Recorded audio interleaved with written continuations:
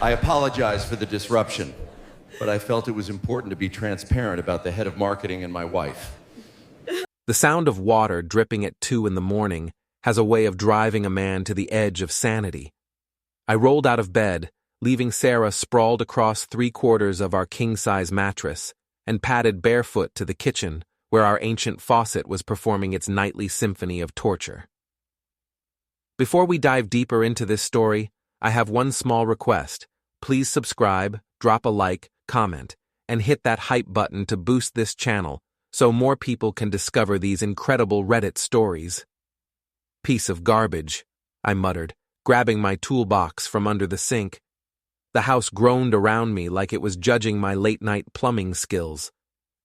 Sarah's business trip bag sat open on the counter, spilling its contents like a confession waiting to happen. That's when I saw them. Birth control pills. The little pink circles of betrayal sitting there like tiny landmines in my marriage. Here's the thing about being married to Sarah Miller for 8 years. I know everything about her body. Every freckle, every scar, every medical detail she shared in our most intimate moments, including the fact that I had a vasectomy 3 years ago after we decided kids weren't in our future. So why exactly did my wife need birth control pills? I picked up the compact, turning it over in my hands. The prescription was dated last month. Fresh, current, necessary for someone who was actively having sex with a man who could actually get her pregnant. My hands started shaking, but not from anger. Not yet. From something colder. Something that felt like the moment right before you realize you're about to get hit by a truck. I opened the compact and counted. She'd been taking them religiously. 21 little pink lies, with only 7 left in the current cycle. The faucet dripped. The house groaned. My marriage over a little more with each passing second. But here's what separated me from other betrayed husbands. I'm a software engineer. I solve problems. I debug code. I find elegant solutions to complex issues. And right now, I was looking at a problem that needed solving. I walked to our medicine cabinet and found the bottle of heavy-duty laxatives Sarah kept for her chronic constipation. The pills were roughly the same size and color. Close enough.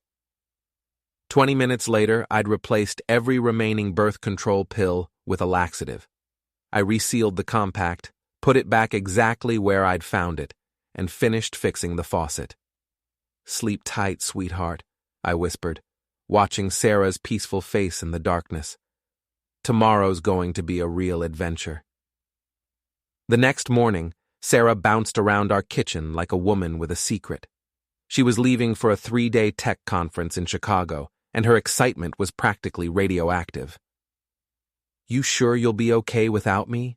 she asked, but her tone suggested she hoped I would be. She needed me to be okay. She needed me to be the boring, reliable husband who stayed home and didn't ask questions. "I'll manage," I said, sipping my coffee and watching her pack the last of her things. "Try not to have too much fun at those boring seminars."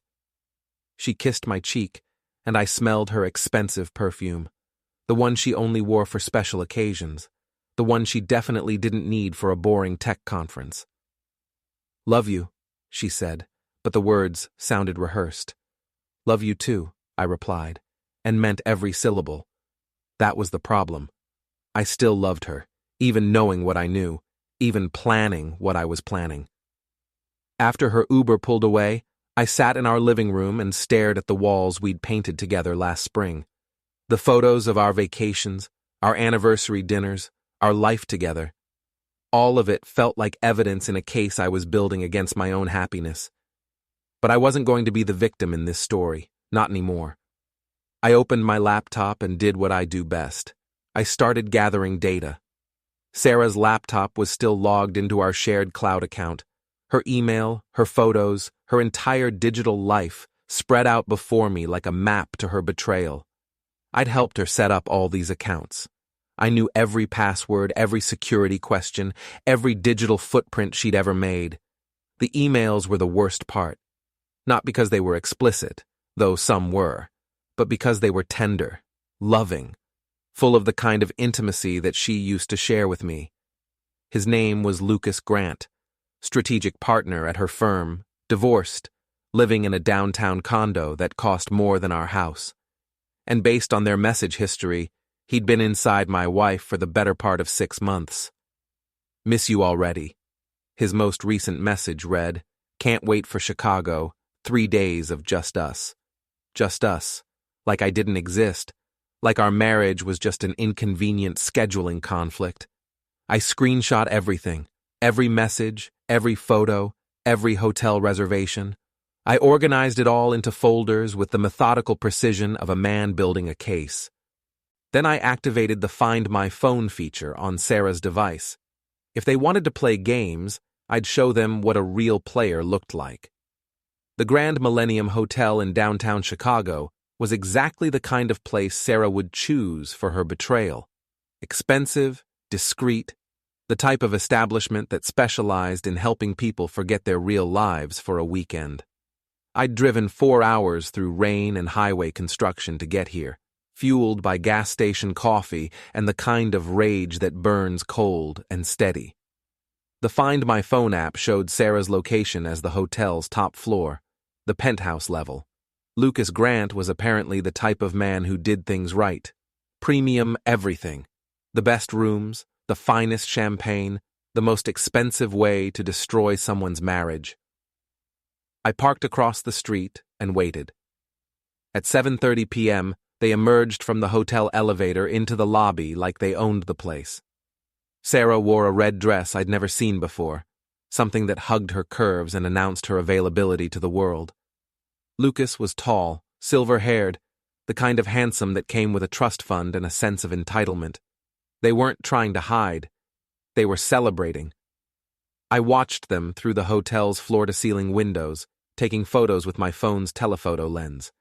Sarah's hand on his chest, his arm around her waist, the way she looked at him like he was the answer to every question she'd ever asked, the way she used to look at me.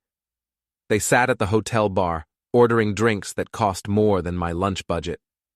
I could see them talking, laughing, playing with each other's hands like teenagers. Sarah kept checking her phone, probably reading my texts about missing her and hoping she was having fun. What a devoted husband I was. At 9:15, they headed back to the elevator. Sarah stumbled slightly, giggling at something Lucas whispered in her ear. They were drunk on wine and each other, ready for whatever came next. I knew what came next. I'd read their messages, but I had my own plans for the evening. I walked into the hotel like I belonged there, dressed in the same business casual outfit I wore to client meetings, confident, purposeful, invisible. The valet stand was unattended for exactly the window of time I'd been counting on. I found Lucas's black BMW in the parking garage, license plate matching the one from his social media photos. The same car Sarah had complimented in their messages, calling it sexy and so you. I slipped a folded piece of paper under his windshield wiper. Smile for the cameras, lovers. Your performance has been noted. A fan. Simple. Untraceable. Just enough to plant a seed of paranoia in their perfect weekend. I was walking back to my car when I heard the voice behind me. Well, Ethan Miller. I turned around and found myself face to face with Jenna Alvarez, Sarah's boss. She was standing by the hotel entrance, smoking a cigarette and wearing the kind of smile that suggested she knew exactly why I was there. Jenna, I said, keeping my voice neutral. Fancy meeting you here. Isn't it? She took a long drag of her cigarette. Chicago's such a small world, especially when there's a conference in town. Just happened to be in the neighborhood, I said. Of course you were. Her smile widened. You know, Ethan, I've always admired your dedication to Sarah. The way you support her career, give her space to grow professionally. It's very modern of you. There was something in her tone that made my skin crawl, like she was in on a joke I didn't understand. Sarah's very talented, I said. Oh, she certainly is. Very talented at many things. Jenna dropped her cigarette and crushed it under her designer heel. I hope you enjoy the rest of your evening, Ethan. I have a feeling this weekend is going to be very memorable for everyone involved. She walked into the hotel, leaving me standing in the parking garage with the distinct impression that I'd just been threatened by someone who knew more about my situation than they should. But that was fine. I was just getting started. Sarah came home from Chicago, looking like she'd been hit by a truck. Food poisoning, she explained, dragging her suitcase through our front door with the energy of a zombie. Spent most of the conference in the bathroom. It was horrible. I made sympathetic noises while internally celebrating the effectiveness of industrial-strength laxatives. That's terrible, honey. Did you miss much of the conference? Pretty much all of it. She collapsed on our couch, still pale and shaky. Lucas felt awful about recommending that seafood restaurant. He was sick, too. Lucas. She was already bringing him into our conversation, making him part of our domestic narrative. The casualness of it was almost impressive. Well, at least you're home safe, I said, bringing her a glass of water. Maybe next time stick to room service. She nodded weakly, not meeting my eyes. Her phone buzzed constantly throughout the evening, but she kept it face down and didn't check it in front of me. The picture of discretion. My wife. Over the next few days, Sarah's mood shifted from sick to anxious to something approaching panic. She'd check her phone obsessively, disappear for work calls, and jump every time the doorbell rang. I knew why.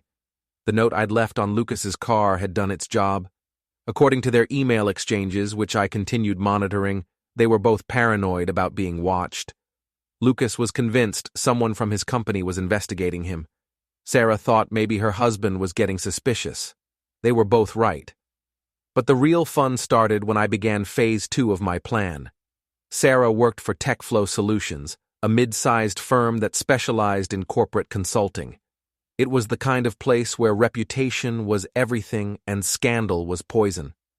I'd attended enough company parties to know the players, the politics, the pressure points. I created an anonymous email account and began my campaign.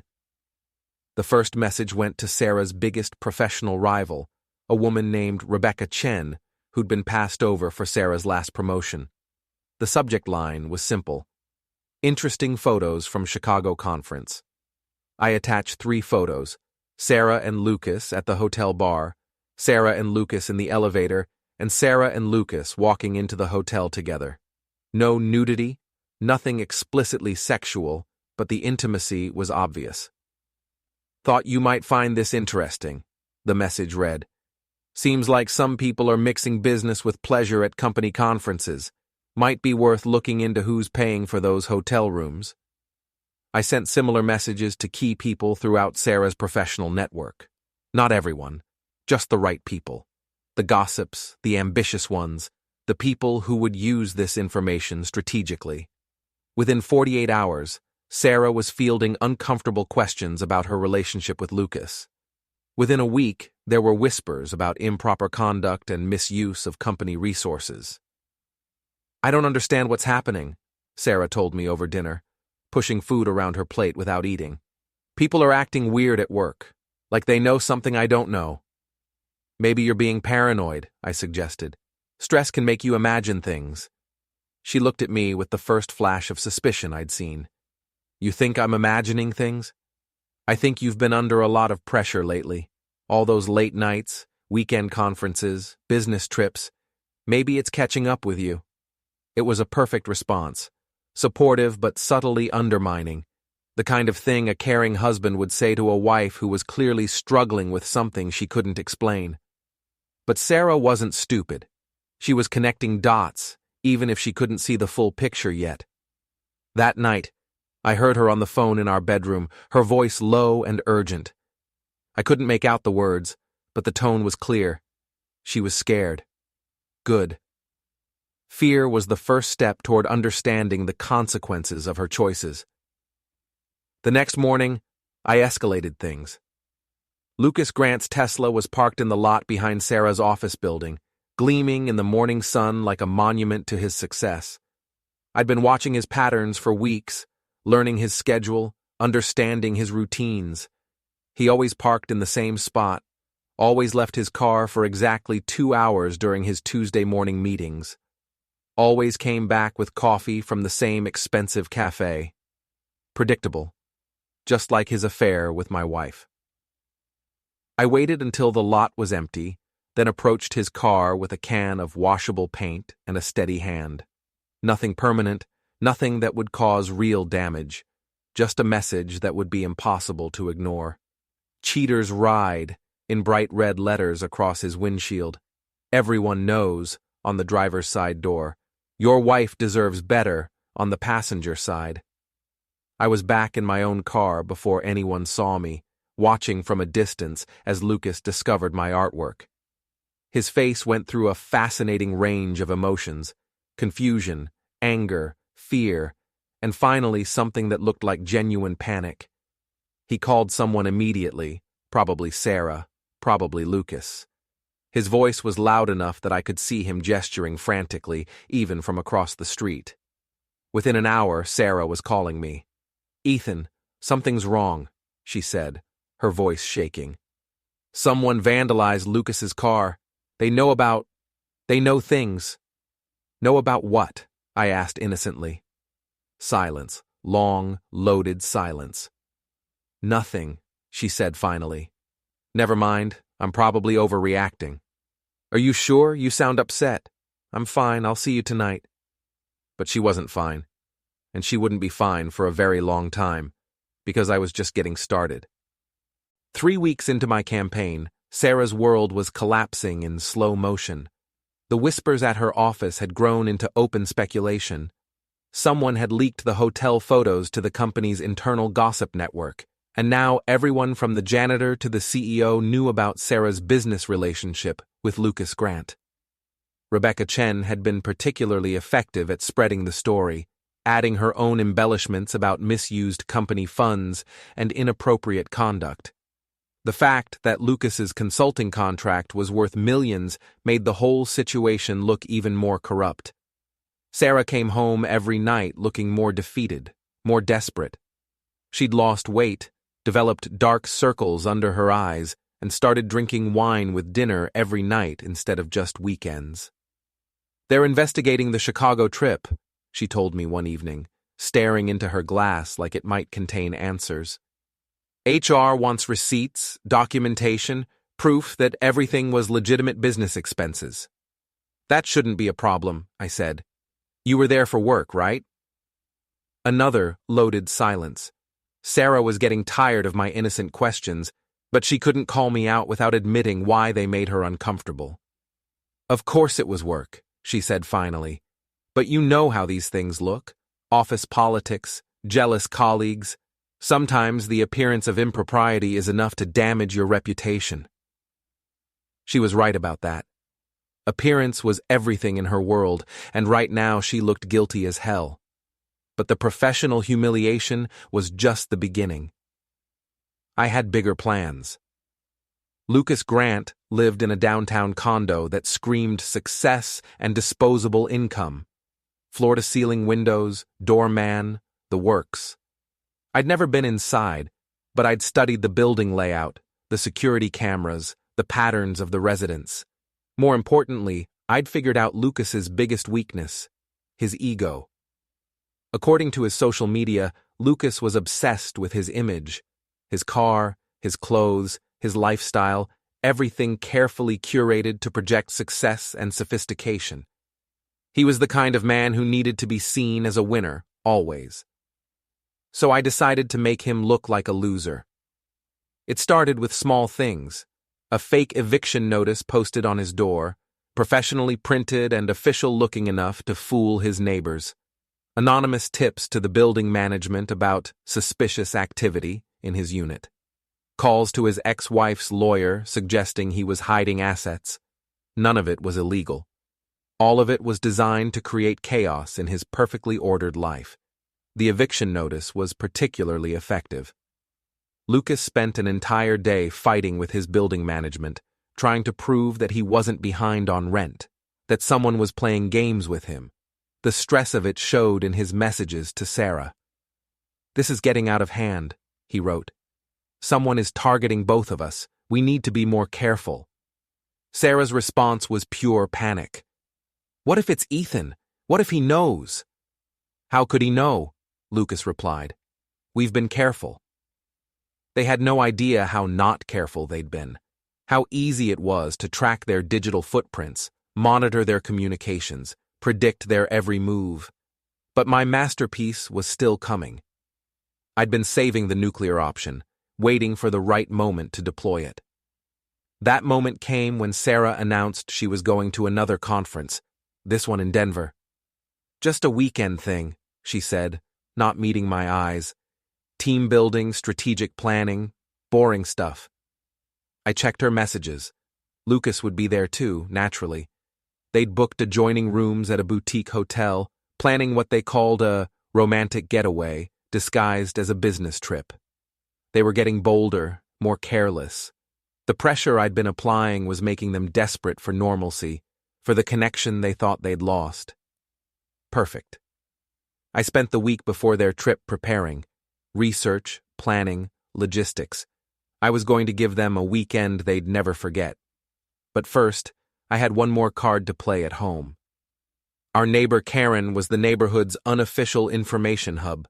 A retired teacher with too much time and too much curiosity, she knew everyone's business and wasn't shy about sharing it. I'd been carefully feeding her information about Sarah's work stress and career troubles.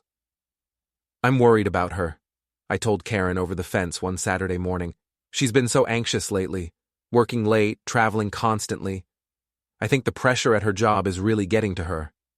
"Oh, that's terrible," Karen said, her eyes lighting up with the prospect of fresh gossip. "You know, I heard from Linda down the street that there's been some kind of scandal at Sarah's company. Something about inappropriate relationships." I looked surprised. "Really? Sarah hasn't mentioned anything like that." "Well, you know how these things are. Office politics can be so vicious. I'm sure it's nothing that affects her directly." "I hope not," I said. "She's such a dedicated employee. It would be terrible if she got caught up in someone else's mess." Karen nodded sympathetically, already composing the story she'd tell the next person she talked to. By evening, half the neighborhood would know that Sarah Miller was somehow involved in a workplace scandal. The social pressure was building from every direction now: work, home, community. Sarah's reputation was crumbling, and she had no idea why. That night, she sat in our living room with her laptop, frantically typing emails and making phone calls. Damage control mode, trying to save her career and her relationship with Lucas. I watched her from the kitchen, feeling something that wasn't quite satisfaction, but wasn't guilt either. This was justice, consequences, the natural result of choices she'd made. She'd wanted to play games with our marriage? Fine. But she was playing against someone who was better at games than she'd ever imagined, and I hadn't even shown her my best moves yet. The Denver conference was Sarah's last mistake. I didn't follow them this time. I didn't need to. Instead, I stayed home and prepared for their return, setting up the final phase of my plan with the methodical precision of a man who'd spent months thinking about nothing else. While they were enjoying their romantic weekend, I was busy destroying their future. The first step was financial. Sarah and I had joint accounts, joint credit cards, joint everything. The kind of financial entanglement that comes with 8 years of marriage and shared dreams. Dreams that were now over. I transferred our savings to a new account in my name only. Not all of it. Nothing that would trigger fraud alerts. Just enough to leave Sarah scrambling when she needed money. I canceled her credit cards, reporting them as potentially compromised. I changed passwords on all our shared accounts. Legal?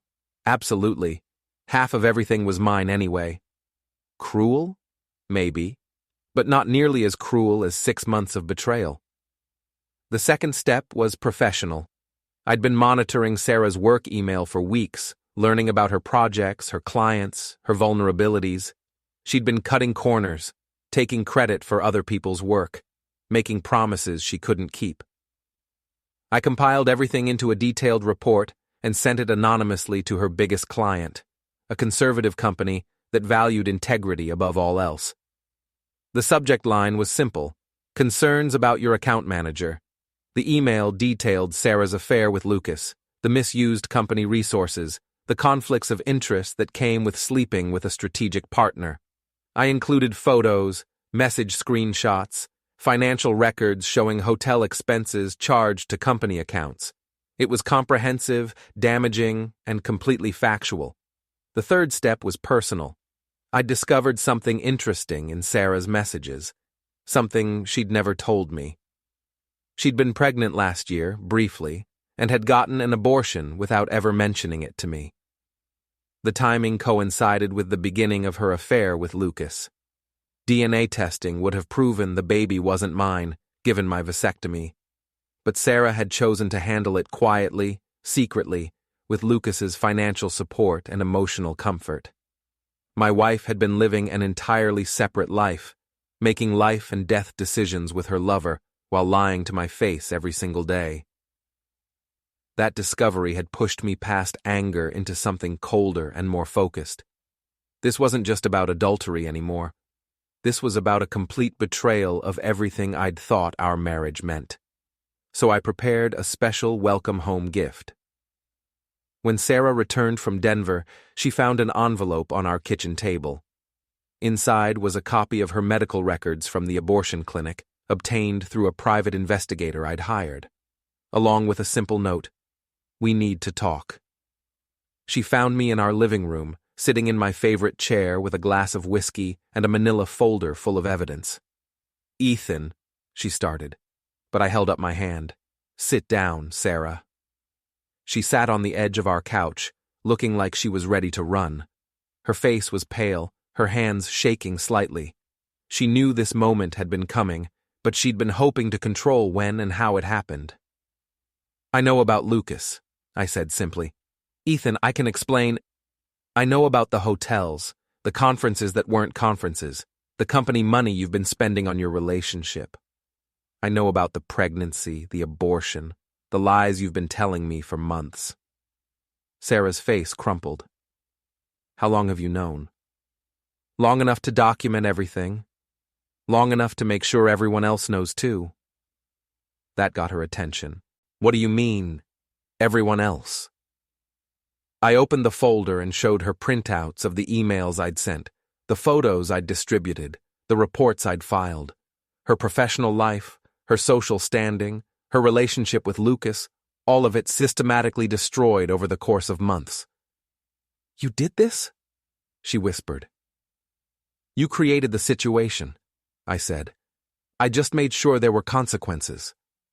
She stared at the evidence of my campaign, her face cycling through emotions: shock, anger, fear, desperation. "Ethan, please, we can work this out. It was a mistake, a stupid mistake. I love you. I want to save our marriage." "No," I said quietly. "You don't get to decide that anymore." My phone rang. It was Lucas, probably calling Sarah to discuss whatever crisis had erupted in their respective lives while they were gone. I answered it on speaker. "Sarah's phone," I said pleasantly. Silence. Then, "Who is this?" "This is Ethan Miller, Sarah's husband. And you must be Lucas Grant, Sarah's lover. We should talk." "I don't know what you think you know. I know everything, Lucas. Every hotel, every lie, every dollar you've spent on my wife. I know about the pregnancy, too.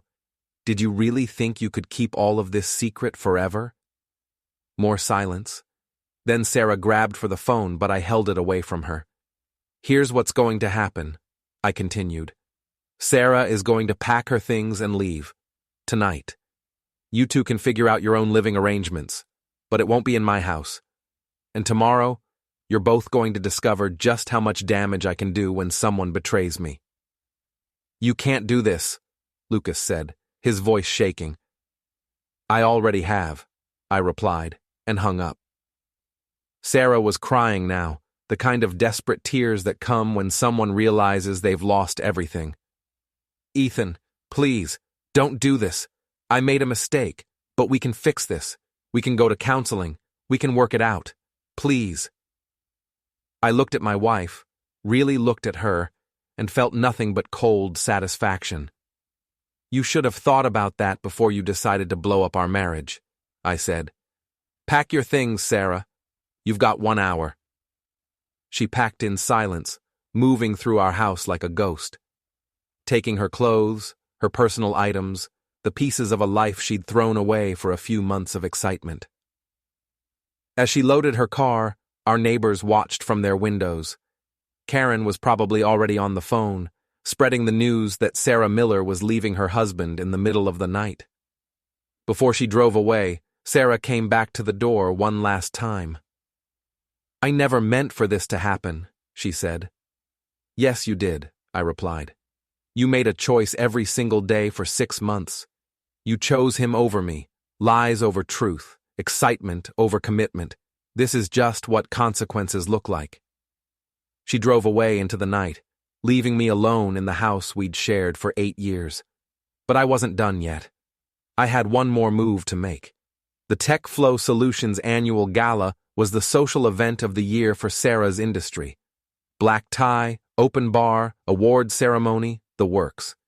It was where careers were made and reputations were cemented. It was also where I was going to end this game once and for all.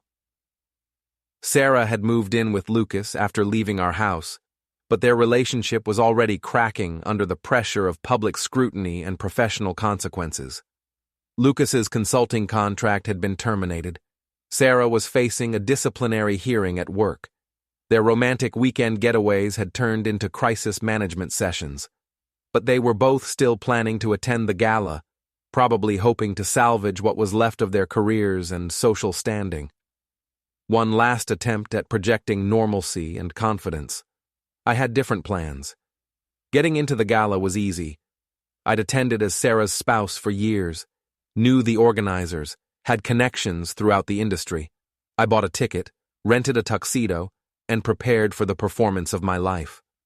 The event was held at the Grand Ballroom downtown, the same venue where Sarah and I had celebrated our 5th anniversary. Ironic, really. Full circle. I arrived early and positioned myself strategically, not hiding but not drawing attention either. Just another face in the crowd, another industry professional networking and drinking overpriced wine. Sarah and Lucas arrived together, trying to look confident but clearly uncomfortable. Sarah wore a stunning black dress, probably something Lucas had bought for her. They made a handsome couple, the kind that would normally draw admiring glances and whispered compliments. Instead, they drew stares and whispered gossip. Everyone knew their story by now, the affair, the scandal, the professional fallout. They were the evening's entertainment before the entertainment even started. I watched them work the room, trying to rebuild bridges and repair relationships. Sarah was in full damage control mode, Lucas playing the role of supportive partner. It was almost impressive, their determination to salvage something from the wreckage. But I hadn't come to admire their resilience. During the cocktail hour, I made my move. The gala's AV system was controlled from a booth at the back of the ballroom, staffed by college-age technicians who were more interested in their phones than security. I'd prepared a presentation, a comprehensive multimedia experience that told the complete story of Sarah and Lucas's affair. Photos, messages, financial records, all set to music and professionally edited. Getting it loaded onto their system required nothing more than a USB drive and 30 seconds of distraction. "Excuse me," I told the lead technician. "I think there's something wrong with the microphone on table 12. Could you check it?" While he was gone, I plugged in my drive and uploaded my presentation, labeling it as special recognition video in their system. The evening proceeded normally through dinner and the first few awards. Sarah and Lucas sat at a prominent table near the front, trying to look relaxed and professional. Sarah even managed to smile and applaud at the appropriate moments. Then came the moment I'd been waiting for. "Ladies and gentlemen," the MC announced, "we have a special presentation this evening, a recognition of some outstanding work in our industry." The lights dimmed. The screen lit up, and my masterpiece began to play. It started innocently enough. Photos of Sarah and Lucas at various industry events, looking professional and appropriate. Then the timeline shifted to Chicago, to Denver, to all the business trips that were anything but business. The hotel photos, the intimate messages displayed in large, readable font, the financial records showing company money spent on personal expenses, and then the pièce de résistance, audio recordings of their phone conversations, the explicit ones where they discussed their affair, mocked me, and planned their future together. The ballroom went completely silent except for Sarah's voice coming through the speakers, telling Lucas how boring her husband was, how much she loved their secret relationship, how she couldn't wait to leave me for him. I watched Sarah's face as she realized what was happening. The color drained from her cheeks, her hands started shaking, her mouth opened in silent horror. Lucas tried to get up, probably planning to rush the AV booth, but the security guards were already moving. Someone had called them, reporting a disruption. The presentation continued for 10 full minutes, every dirty detail, every betrayal, every lie exposed in high definition for 300 of their professional peers to see. When it ended, the ballroom was still silent. Sarah was crying openly now. Lucas was red-faced with rage and humiliation. Everyone else was staring at them with a mixture of shock, disgust, and fascination. The MC, clearly flustered, tried to regain control of the evening. "Ladies and gentlemen, we seem to have experienced some kind of technical difficulty." That's when I stood up. "No technical difficulty," I said, my voice carrying clearly in the silent room. "Just the truth." All eyes turned to me. Sarah looked at me with something approaching terror. "For those who don't know me," I continued, "I'm Ethan Miller, Sarah's husband, or rather, her soon-to-be ex-husband." I walked toward the front of the room, every step measured and deliberate. 6 months ago, my wife decided our marriage wasn't exciting enough for her, so she started an affair with Lucas Grant, using company money to fund their relationship and lying to everyone about their professional conduct. Sarah tried to speak, but no words came out. "They thought they were clever," I continued. "They thought they could keep their secret forever. They thought there would be no consequences for betraying the people who trusted them." I stopped directly in front of their table. They were wrong.